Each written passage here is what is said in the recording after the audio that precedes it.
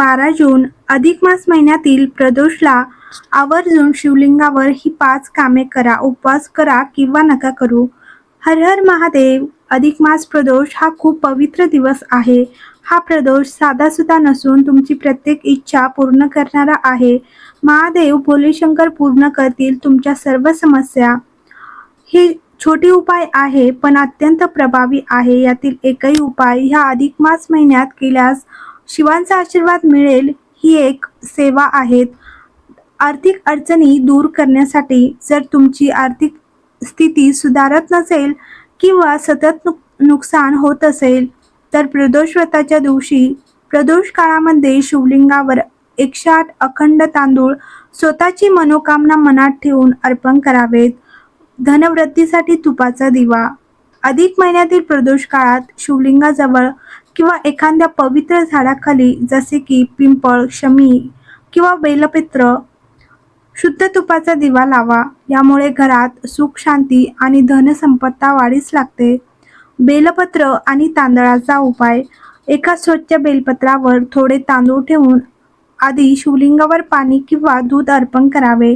त्यानंतर हे तांदूळयुक्त बेलपत्र शिवाला अर्पण केल्यास भक्तांचे दुःख दूर होते. आजारपणासाठी दुर्वाचा उपाय. आरोग्याशी संबंधित समस्या असल्यास प्रदोष काळात एकांतेश्वर महादेवाचे नाव घेऊन शिवलिंगावर दुर्वा अर्पण कराव्यात. नंतर त्या दुर्वा उचलून अशोक सुंदरीच्या जागेवर आणि नंतर नंदीच्या जवळ अर्पण कराव्यात. कर्जमुक्ती आणि धनप्राप्तीसाठी प्रदोष काळात कोणत्याही पवित्र वृक्षाखाली उदाहरणार्थ पिंपळ, आवळा, शमी किंवा बेलपत्र गाईच्या तुपाचा दिवा लावा. यामुळे घरात सुख समृद्धी येते आणि कर्जापासून मुक्ती मिळते. बेलपत्र आणि फुले अर्पण.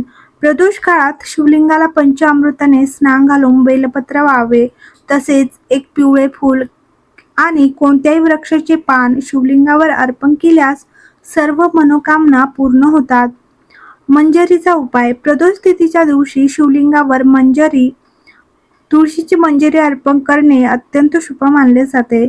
आकड्याची फुले. भगवान शिवांना मंदार म्हणजेच आकड्याची फुले अर्पण करावीत. ते फुले अत्यंत प्रिय आहेत. प्रदोष काळी शिवलिंगावर आकड्याची फुलांची माळ किंवा फुले ओम नमः शिवाय म्हणत अर्पण करावीत. यामुळे नकारात्मकता दूर होते.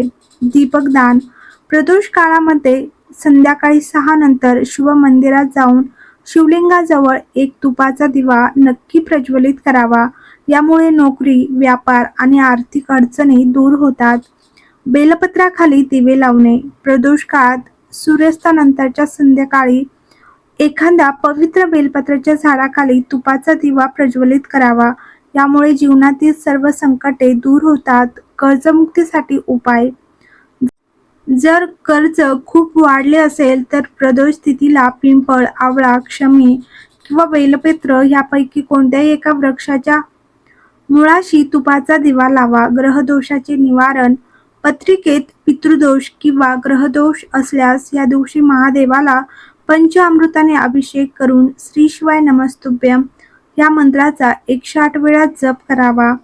महिलांसाठी विशेष उपाय. महिलांनी या दिवशी उपवास आणि पूजा करून महादेवासह संपूर्ण शिव परिवाराची आराधना करावी. असे केल्याने कुटुंबातील कलह मिटून सुख समृद्धी नांदते. शिवलिंगावर अर्पण. पूजेच्या वेळी शिवलिंगावर बेलपत्र, अक्षता, दूध आणि मध अर्पण करणे शुभ मानले जाते. तसेच प्रदोष व्रताच्या दिवशी पूजा नेहमी प्रदोष काळामध्ये केली जाते. या दिवशी तुमच्या मनातील विचार सकारात्मक ठेवा. प्रदोष व्रताच्या दिवशी तुमच्या आयुष्यातील सर्व संकट दूर होतात. जो कोणी प्रदोष व्रताच्या दिवशी योग्य विधीसह महादेवाचे उपवास आणि पूजा करतो त्याच्या आयुष्यातील सर्व दुःखे आणि वेदना दूर होतात आणि चिंता संपतात. प्रदोष व्रताच्या दिवशी उपवास आणि पूजा केल्याने जीवनात सुख, शांती आणि समृद्धी राहते. प्रदोष व्रताच्या दिवशी महिलांनी हे उपाय करावेत. प्रदोष व्रताच्या दिवशी महिलांनी प्रदोष काळात किंवा दिवसभरात कधीही 7 दाणे पिवळे तांदूळ घ्यावेत. नंतर तुमचे नाव आणि गोत्र सांगितल्यानंतर ते शिवलिंगाला समर्पित करावे. हा उपाय पिंपळ किंवा बेलपत्राच्या झाडावरही म्हणजेच झाडाखालीही करता येतो, परंतु शिवलिंगावर किंवा या झाडाखाली तांदूळ अर्पण करण्यापूर्वी पाणी अर्पण करावे हे लक्षात ठेवा. तसेच अगरबत्ती पेटवा. या दिवशी महिलांनी माती किंवा पिठाचा दिवा बनवून आणि त्यात शिवशक्तीच्या नावाने 2 वाती ठेवाव्यात आणि नंतर दिवा लावल्यानंतर तो तळहातावर घ्यावा आणि भगवान शिवांच्या मंदिरात किंवा बेलपत्राच्या झाडाखाली ठेवावा. प्रदोष व्रताच्या दिवशी विवाहित महिलांनी हिरव्या रंगाच्या बांगड्या दान कराव्यात. माता पार्वतीला सिंदूर, बिंदी आणि मेहंदी लावावीत.